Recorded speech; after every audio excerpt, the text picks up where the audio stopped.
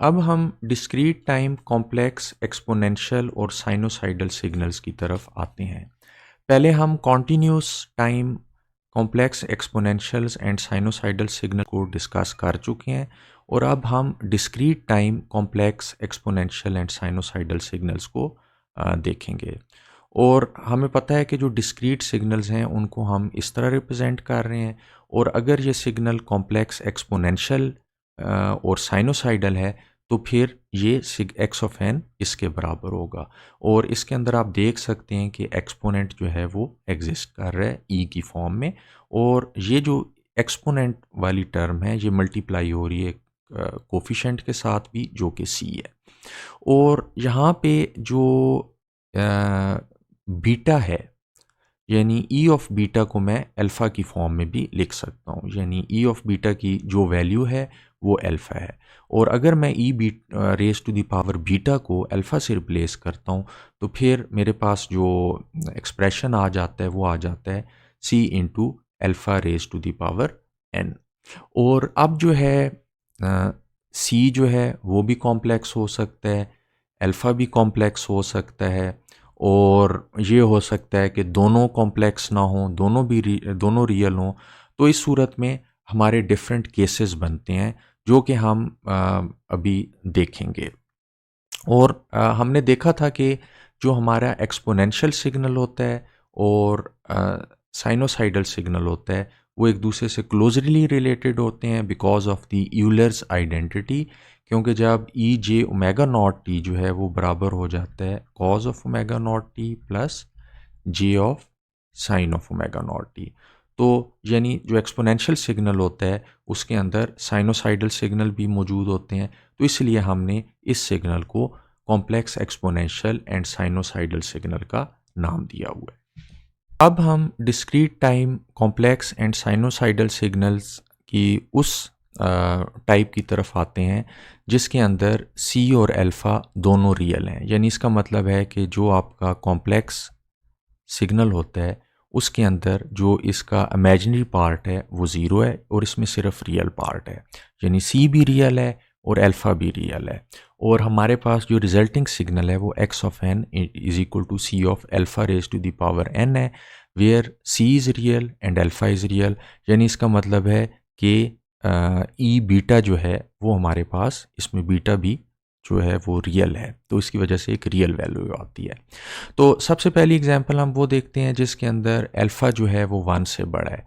जैसे for example अगर alpha जो है वो 1.5 है, तो इस सूरत में फॉर एग्जांपल जब n इज़ इक्वल टू 0 होगा तो हमारे पास जो वैल्यू आएगी वो 1.5 रेज टू द पावर 0 होगी, और ये c से कोफिशेंट से भी मल्टीप्लाई हो रहा है और इसको हम एज्यूम कर लेते हैं कि ये 1 है फॉर सिंप्लिसिटी। तो हमारे पास जो रिजल्टिंग वैल्यू आएगी वो 1.5 आएगी। उसके बाद n इज़ इक्वल टू 1 के ऊपर इसकी जो वैल्यू आएगी वो 1.5 का स्क्वायर आ जाएगी। फिर n इज़ इक्वल टू 2 पे 1.5 का क्यूब आ जाएगी, और n इज़ इक्वल टू 4 पे 1.5 का 4 टाइम्स आ जाएगी। और इस तरह यानी इसका मतलब है कि ये वैल्यूज़ जूँ जूँ हम n की वैल्यू बढ़ाते जा रहे हैं ये सिग्नल बढ़ता चला जा रहा है। इसी तरह अगर जो अल्फ़ा की वैल्यू है वो हमारे पास 0 और 1 के दरमियान है, यानी फॉर एग्जांपल ये 0.5 वैल्यू है, तो n इज़ इक्वल टू 0 के ऊपर हमारे पास 0.5 रेज टू द पावर 0 होगा और इधर इसकी वैल्यू 1 होगी। फिर n इज़ इक्वल टू 1 पे इसकी value 0.1 raise to the power 1 होगी, यानी वैल्यू कम हो जाएगी। फिर n इज़ इक्वल टू 2 पे इसकी वैल्यू 0.2 का स्क्वायर हो जाएगा, जो कि और कम हो जाएगी। फिर 0.5 raise to power 3 n is equal to 3 पे इसकी वैल्यू और ज़्यादा कम हो जाएगी। तो इस तरह जूँ जूँ हम n को बढ़ाते जा रहे हैं हम देख रहे हैं कि हमारे सिग्नल की वैल्यू कम होती चली जा रही है। अब फॉर एग्जांपल अल्फ़ा की वैल्यू -1 और 0 के दरमियान है, जैसे हमारे पास अल्फ़ा की वैल्यू -0.5 है, तो n इज़ इक्वल टू 0 के ऊपर इसकी वैल्यू जो है वो 1 होगी, यानी n इज़ इक्वल टू 0 पे इसकी वैल्यू 1 है। उसके बाद जब हमने n इज़ इक्वल टू 1 के ऊपर इसकी वैल्यू -0.5 होगी, और n इज़ इक्वल टू 2 के ऊपर इसकी वैल्यू -0.5 स्क्वायर हो जाएगी, यानी हमारे पास एक पॉजिटिव वैल्यू आएगी लेकिन उसका एम्पलीट्यूड कम होगा। उसके बाद n इज़ इक्वल टू 3 पे इसकी वैल्यू -0.5 क्यूब आ जाएगी, यानी जो नेक्स्ट वैल्यू आएगी उसका एम्पलीट्यूड और ज़्यादा कम होगा और उसके साथ नेगेटिव साइन आ जाएगा। और उसके बाद -0.5 जब हम 4 लेंगे n इज़ इक्वल टू 4 पे तो उसकी वैल्यू और ज़्यादा कम हो जाएगी लेकिन विद अ पॉजिटिव साइन। तो इस तरह हम देख रहे हैं कि हमारा सिग्नल जो है वो डिक्रीज़ हो रहा है लेकिन ये पॉजिटिव और नेगेटिव के दरमियान अल्टरनेट कर रहा है। इसी तरह अगर अल्फ़ा की वैल्यू -1 से कम है, यानी फॉर एग्ज़ाम्पल अल्फ़ा की वैल्यू जो है वो -1.5 है, तो हम देख सकते हैं कि अगर n इज़ इक्वल टू 0 पे इसकी वैल्यू जो है वो 1 है। फॉर एग्ज़ाम्पल ये हमारे पास एक 1 वैल्यू है, यहाँ पे इसकी वैल्यू 1 है। फिर जब n इज़ इक्वल टू 1 आएगा तो इसकी वैल्यू -1.5 हो जाएगी, यानी इसकी वैल्यू नेगेटिव हो जाएगी। उसके बाद -1.5 का n इज़ इक्वल टू 2 पे हम इसका स्क्वायर लेंगे तो फिर हमारे पास एक पॉजिटिव वैल्यू आएगी। तो जो जो हम n को बढ़ाते चले जाएंगे उसी तरह हमारा जो सिग्नल है वो इंक्रीज करता चला जाएगा लेकिन वो पॉजिटिव और नेगेटिव वैल्यू के दरमियान अल्टरनेट कर रहा होगा। अब हम discrete time complex exponential and sinusoidal signals की उस एग्जांपल की तरफ आते हैं जिसमें हमारे पास c जो है वो रियल है और उसके अंदर जो बीटा है हमारे पास वो इमेजिनरी है, यानी बीटा जो है वो जे ओमेगा नॉट की इक्वल है। यानी इसका मतलब है कि जो अल्फ़ा होगा जो कि e raise to the power beta की इक्वल है वो e raise to the power j omega naught है। तो जब हम e raise to the power j omega naught को इधर पुट करेंगे तो जो हमारा रिजल्टिंग एक्सप्रेशन बनेगा वो इस तरह का बनेगा, यानी हमारे पास जो है वो c इंटू ई जे ओमेगा नॉट n आ जाएगा। अब यहाँ पे c की वैल्यू को फॉर सिंप्लिसिटी c चूँकि रियल है इसको आप 1 ले लें तो हमारे पास ई जे ओमेगा नॉट आएगा। और यूलर्स आइडेंटिटी के मुताबिक हम जानते हैं कि E J omega naught n जो है वो इक्वल होता है cos of omega naught n plus J sine of omega naught n के। और हमें पता है कि जो एक्सपोनेंशियल होता है और कोसाइन है वो बहुत क्लोजली रिलेटेड है according to the Euler's identity.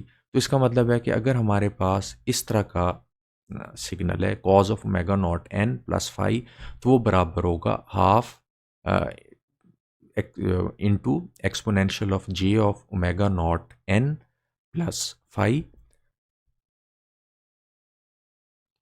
और plus e raise to the power minus j omega naught n plus phi. और इसी तरह साइन का एक्सप्रेशन है, सिर्फ उसमें इधर नेगेटिव आ जाएगा और इधर 2 से हम इसे डिवाइड कर देंगे। तो अब यहाँ पे हाँ हम देख सकते हैं कि जो ओमेगा नॉट है और जो फाई है उसको हम रेडियंस में लेंगे और जो हमारे पास स्मॉल n है वो चूँकि इंडेक्स है, जब हम सिग्नल डिस्क्रीट सिग्नल को देखते हैं या डिस्क्रीट टाइम सिग्नल को देखते हैं तो n इंडेक्स होता है, n इज़ इक्वल टू 0 1 2 3 4, तो n की कोई डायमेंशन नहीं होगी। लेकिन ओमेगा नॉट और जो हमारे पास फाई हैं वो रेडियंस में होंगे। अच्छा, अब यहाँ पे हमने एक डिस्क्रीट टाइम सिग्नल को ड्रॉ किया हुआ है और कोसाइन को ड्रॉ किया हुआ है, यानी हमने जो कोसाइन वाला सिग्नल है वो ड्रॉ किया है और उसमें फाई को हमने ज़ीरो लिया हुआ है और ओमेगा नॉट n लिया हुआ है। तो यहाँ पे अगर ये सिग्नल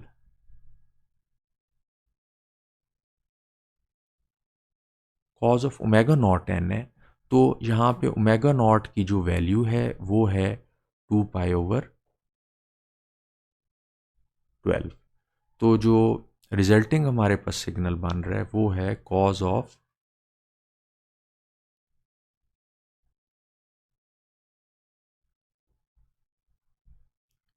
अब हम ये जो कोसाइन के ब्रैकेटों के अंदर वाला हिस्सा है जिसको हम आर्ग्यूमेंट कहते हैं ये रेडियंस में होगा। तो n की वैल्यू हम 0 लेंगे तो हमारे पास वो वैल्यू आएगी जो कि n इज़ इक्वल टू 0 पे है, ये वाली वैल्यू। फिर उसके बाद n इज़ इक्वल टू 1 लेंगे तो हमारे पास उससे अगली वैल्यू आ जाएगी। फिर n इज़ इक्वल टू 2 लेंगे तो हमारे पास अगली वैल्यू आ जाएगी। n इज़ इक्वल टू 3 लेंगे तो उससे अगली वैल्यू आएगी। और इन वैल्यूज़ को हमने along the an axis plot कर दिया है। तो ये हमारा इस कोसाइन का जो है स्पेक्ट्र का प्लॉट है जो कि डिस्क्रीट है। इसी तरह जो दूसरी एग्जांपल है, दूसरी एग्जांपल के अंदर हम प्लॉट कर रहे हैं कॉज ऑफ n/6 को, ठीक है।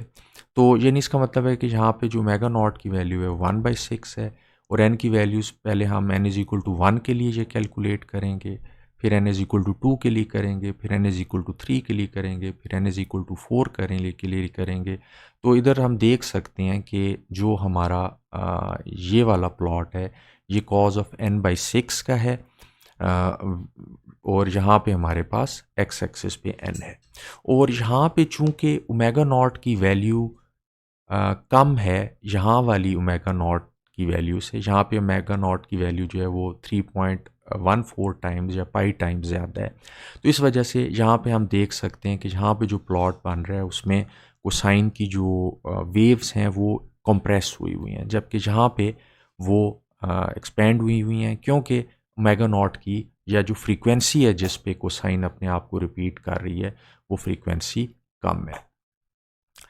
तो जैसे कि हमने पहले एक लेक्चर में डिस्कस किया था कि जो हमारे कोसाइन सिग्नल्स होते हैं वो हमारे कॉम्प्लेक्स जो है वो हमारे सिग्नल्स जो होते हैं वो पावर सिग्नल्स कहलाते हैं, क्योंकि अगर एक कोसाइन को आप ऐड करें फ्रॉम -इन्फिनिटी टू इन्फिनिटी, या दूसरे लफ्ज़ों में अगर एक कोसाइन की एनर्जी निकालें, टोटल एनर्जी उसकी निकालें बाय इंटीग्रेटिंग कोसाइन का आप स्क्वायर ले लें और उसे -इन्फिनिटी से इन्फिनिटी तक इंटीग्रेट कर दें, तो उस सूरत में उसकी जो टोटल एनर्जी है वो इनफाइनाइट आएगी। लेकिन अगर आप उसको उसके टाइम पीरियड पे डिवाइड कर दें तो हमारे पास फाइनाइट एवरेज पावर आती है। तो इस तरह के सिग्नल जिनकी टोटल एनर्जी इनफाइनाइट हो लेकिन उनकी एवरेज पावर फाइनाइट हो, तो ऐसे सिग्नल जो होते हैं वो हमें जो है पावर सिग्नल कहलाते हैं।